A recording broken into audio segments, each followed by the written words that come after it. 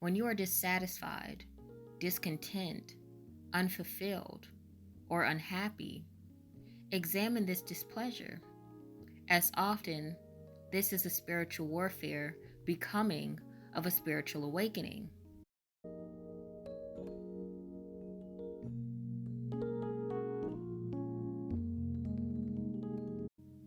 Whatever you're going through, you too are growing through. And one thing about growth is how uncomfortable of a process it can be and or become to venture, as we are encouraged to abandon a former comfort for something more rewarding. Growth can be so difficult, or growth can become so difficult, as we may have not expected it to be like what it is or what it was. Growth didn't look like the bereavement of my grandfather prior to my 21st birthday as I was pursuing dentistry. Growth didn't look like me obtaining my certification as an expanded functions dental assistant, yet being inactive within this profession for a year. No job offers, no nothing. For a year, I was inactive. Growth didn't look like that.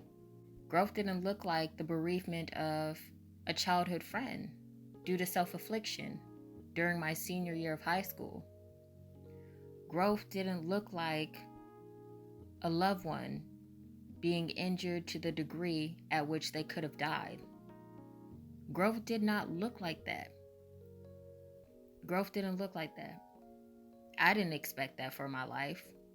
I didn't expect these moments to transpire to encourage a growth within myself. But that's what my growth was.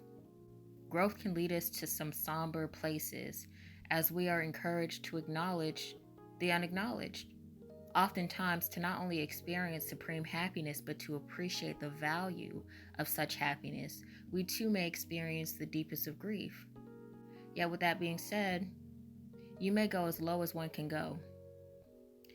You can experience the deepest of grief, yet once reached, the only way out is through.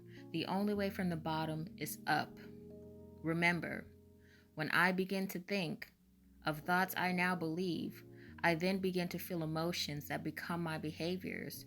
It becomes my attention. It becomes my speech. It becomes my perception. Only when we begin to acknowledge our struggles as challenges are we then aware of opportunity.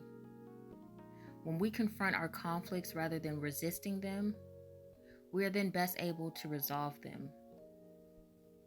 Growth is not a linear process. Your adversity, your challenges that are challenging you currently may have challenged you in the past and may challenge you, therefore, in the future.